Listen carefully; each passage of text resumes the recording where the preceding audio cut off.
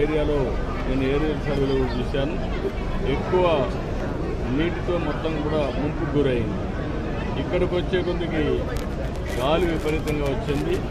అది కూడా ఒక 70-75 కిలోమీటర్ స్పీడే వచ్చింది.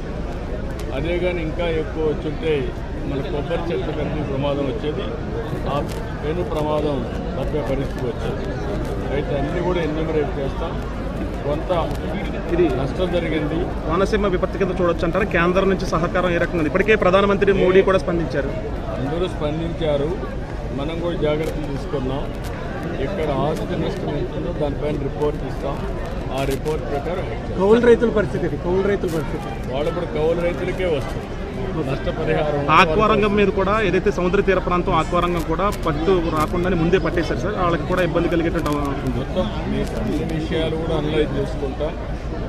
మీరు గుర్తుపెట్టుకోవాల్సింది పెను ప్రమాదం చాలా తీవ్రంగా ఉంటుందని ఎస్టిమేట్ చేశాం. తీవ్రత తగ్గింది, నష్టం అంతా తగ్గలేదు, కొంత ఉంది. అన్ని వేరే చేసుకున్నాం. సార్ ఇప్పుడు మీరు జిల్లా యంత్రాంగాల దగ్గర నుంచి ప్రజాప్రతినిధుల నుంచి 24 hours పరిగెత్తించారు.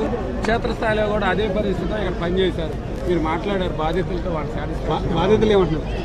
వాళ్ళు అందరూ సాటిస్ఫై అయ్యారు. వేరే సమస్యలు ఉన్నాయి తప్ప ఇక్కడ మాత్రం అందరూ హ్యాపీగా ఉన్నారు. 3 రోజుల భోజనం కానీ వస్తువులు కానీ అన్ని విధాలు హ్యాపీగా. పరిహార విషయంలో ఎలాంటి పరిహారం విషయాలకు సంబంధించి ఇంకా గుర్తించాల్సిన అన్నీ కూడా ఏవైతే మనకు 2-3 రోజులు ఇక్కడికి వచ్చారు వాళ్ళకి 3,000 రూపాయలు బియ్యం నిత్యావసర వస్తువుల నుంచి పంపిస్తున్నాం. ఇక్కడ ఉండే ఫిషర్మెన్ కమ్యూనిటీకి ఇబ్బందులు ఉన్నాయి. 3-4 రోజులు వేటకు పోలేదు. అందుకే 50 కేజీల బియ్యం వాళ్ళకి స్పెషల్గా వాళ్ళకు కూడా ఇస్తున్నాం. అదే మరి చేనేత కార్మికులకి మత్స్యకారులకి అదనంగా 50 కేజీలు.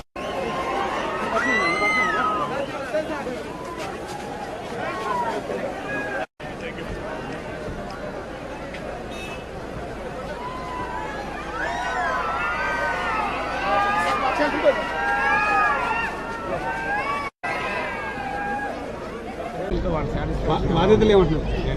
వాళ్ళు అందరూ సాటిస్ఫై అయ్యారు. వేరే సమస్యలు ఉన్నాయి తప్ప ఇక్కడ మాత్రం అందరూ హ్యాపీగా ఉన్నారు.